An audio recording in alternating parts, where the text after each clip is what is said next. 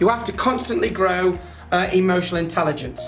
The understanding of how your thinking affects your behaviour and how other people's thinking affects their behaviour. So you've got IQ and EIQ. Okay, now if you're used to these calls, some of you have heard me talk about EIQ before. Can EQ or EIQ, emotional intelligence, that's basically the understanding of how people work. If you need support, or you're going to be supportive, or you need other people's support to help you with the task you've taken responsibility for, then you've got to speak to them and get buy-in, a little bit like the comms and buy-in we said on responsibility, okay? Which means if you know more about how people work, you can get more support quicker. And you can give more support quicker as well. So can emotional intelligence be taught? Very simply, yes.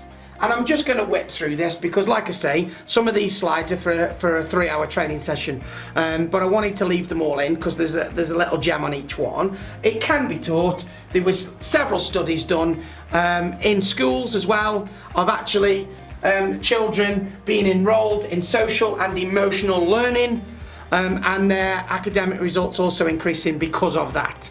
Okay, their interaction between other people and so on and so on. So emotional intelligence, yes, it can be taught. You can learn it, and to be honest, I don't think you ever stop learning it. There is a phrase in the UK, isn't there? Older and wiser. That phrase is trying to get at emotional intelligence, not intelligence. Okay, so as we get a bit older, we learn a bit more about the world, we learn a bit more about people, and so on and so on and so on and so on. So our emotional intelligence grows. However, that doesn't mean everybody that is old is highly emotionally intelligent. That's not the case whatsoever. You have to want to learn how to do it. But the more you learn, the more you connect with people. And the more you can connect with people, the more support that you can get, the more buy-in you can get, and the better result that you can give from people around you, okay? Okay, so self-teaching. Strategies to self-teach. You can educate yourself on EIQ. You can model positive behaviour. Okay, if you are a positive type person, it's a no-brainer that people tend to like to be around you. If you have helpful thoughts rather than hindering thoughts, people like to be around you. You can either be infectious in a great way or infectious in not such a great way. So this is about building that social network, your inner circle, and even your outer circle, to be honest, constantly working on who do you need to get buy-in support from? How can you learn more about people, learn about communication? Because that all comes under the S in RACI, okay?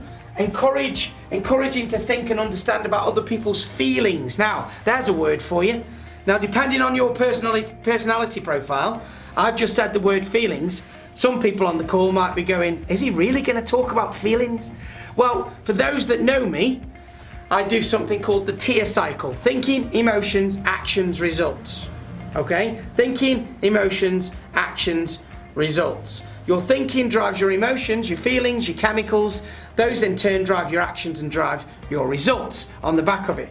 So you kind of need to know, if you want support of other people and you want to support other people effectively, then actually understanding how people feel is actually really quite important. We don't really talk about it a lot in the British culture. We're very keep calm and carry on, aren't we?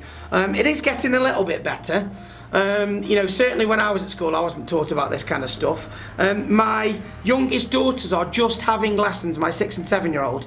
There's just a few little lessons that are coming in to talk about how the brain works and chemicals and feelings and so on and so on, but they're so important. And what it does is it grows empathy.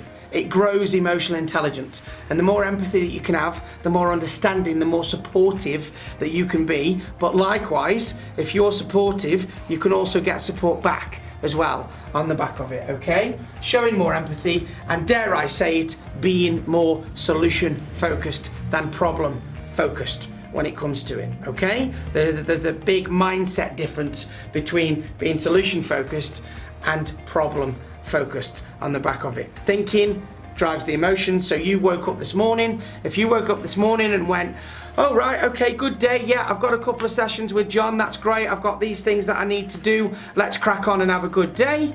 If that was your self-talk, then you will get a certain chemical release that will help you feel good, give you some energy, and go and attack the day.